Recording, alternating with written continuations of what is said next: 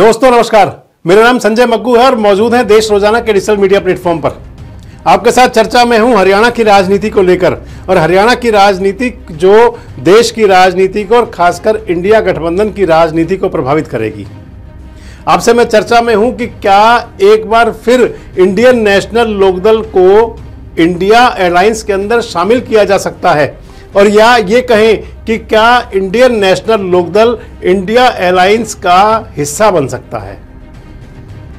इस बात पर जोर देने की बात इसलिए कि 25 सितंबर को जब चौधरी देवीलाल की जयंती की रैली थी कैथल के अंदर, उस रैली के लिए जिसमें कि बुलाया था अभय सिंह चौटाला ने इंडिया गठबंधन के तमाम नेताओं को, नीतीश कुमार से लेकर लालू यादव तक,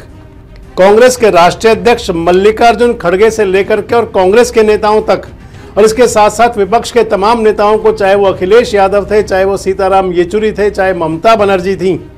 चाहे फारूक अब्दुल्ला साहब थे, और चाहे और अन्य 27 दलों के लोग थे,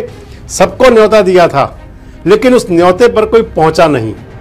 और उस समय जबकि हरियाणा प्रदेश कांग्रेस के नेता ये कहा करते थे कि हमें इंडियन नेशनल लोकदल की कोई जरूरत नहीं है, जब हरियाणा के पूर्व मुख्यमंत्री भूपेंद्र सिंह हुड्डा इनेलो का नाम आते ही सीधे कह दिया करते थे कि हमें किसी की कोई जरूरत नहीं है, खुद सक्षम है। लेकिन 3 राज्यों में चुनाव क्या हारे। इंडिया गठबंधन की बैठक के लिए पहली बैठक जब हुई थी 3 तारीख को, जब चुनाव परिणाम आ रहे थे, और उसके 3 दिन बाद बैठक रखी गई थी 6 तारीख को, जिसके लिए कि इंडिया गठबंधन के तमाम नेताओं ने बेरुखी दिखानी शुरू कर दी थी, तो मानो जैसे कांग्रेस के होश ठिकाने आ गए। और अब जब 16 तारीख को इंडिया गठबंधन की बैठक हो गई और उस बैठक के अंदर नाम तय नहीं हुआ कि प्रधानमंत्री का कैंडिडेट कौन होगा, लेकिन यह जरूर हुआ कि अपने आप को इतना मजबूत कर लो। इससे बड़ी बात क्या हो सकती है कि कांग्रेस के राष्ट्रीय अध्यक्ष मल्लिकार्जुन खड़गे ने उस बैठक में कहा कि पहले सीटें तो ले लें, ताकत तो बढ़ा लें, प्रधानमंत्री का फैसला भी हो जाएगा। मान लीजिए कि एक तरह से जैसे एनडीए की मजबूत सत्ता को, मोदी की सत्ता को चुनौती देने के लिए इंडिया गठबंधन के तमाम ऊपर के नेताओं के, यानी कि जो केंद्रीय नेताओं के बीच में कुछ सहमति बननी शुरू हुई, तो फिर क्षेत्रीय नेताओं के, यानी कि प्रदेश के नेताओं के भी सुर बदलने लगे। मैं आपसे कह रहा हूं कि इंडिया गठबंधन के अंदर जो प्लानिंग चल रही है कि एक के मुकाबले एक, यानी कि बीजेपी एनडीए के एक प्रत्याशी के मुकाबले विपक्ष का एक ही प्रत्याशी हो, उस पर काम भी करना लगता हो गया, शुरू हो चुका है। और इसी बीच एक खबर आई कि क्या इंडियन नेशनल लोकदल को भी अब बदले हुए हालात में इंडिया गठबंधन में शामिल किया जा सकता है, या इंडियन नेशनल लोकदल इंडिया गठबंधन में शामिल हो सकता है। वो दोनों बातें एक ही हैं। और इस बात को हवा यूं मिली कि जब भूपेंद्र सिंह हुड्डा, जो कांग्रेस के प्रदेश के बड़े नेता हैं, हरियाणा के पूर्व मुख्यमंत्री हैं, उनसे चंडीगढ़ में जब एक प्रेस कॉन्फ्रेंस में पूछा गया, तो पहले तो उनके बोल जो थे सो थे, लेकिन अब बोल बदले, और बोल बदलते ही उन्होंने कह दिया कि मुझे तो किसी बात पर कोई एतराज है नहीं, हम वैसे तो 10 की 10 सीटों पर लड़ने में सक्षम हैं, लेकिन जो बड़े नेता फैसला करेंगे उसमें हम साथ हैं। वो भी गठबंधन में शामिल करो।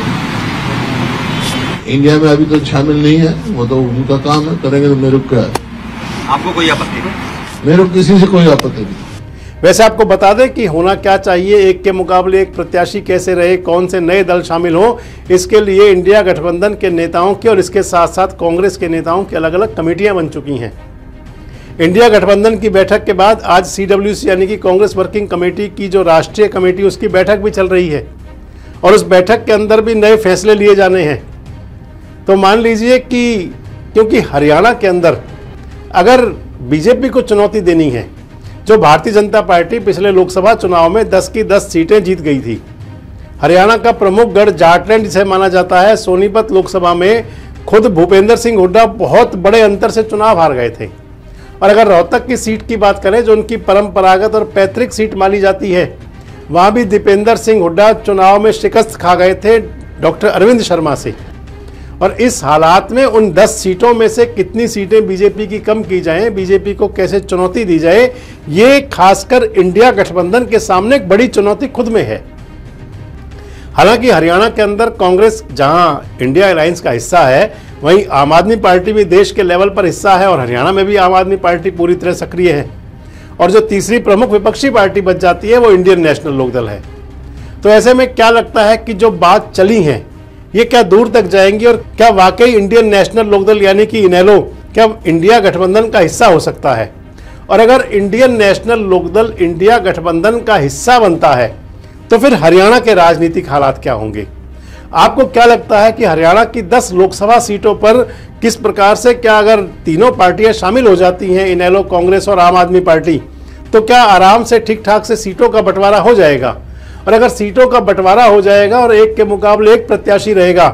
तो उस स्थिति में, क्योंकि आज तक जहां कांग्रेस आपको घेरती है, आप इनेलो को घेरती है, इनेलो कांग्रेस को घेरती है, उस स्थिति में तीनों पार्टियों के कार्यकर्ता का मिल करके भाजपा के प्रत्याशी या भाजपा की सत्ता को चुनौती दे पाएंगे? कमेंट्स बॉक्स में आके अपनी प्रतिक्रिया जरूर दें और इस प्रकार के वीडियोस के लिए हमारे साथ जुड़े रहें, देखते रहें देश रोजाना।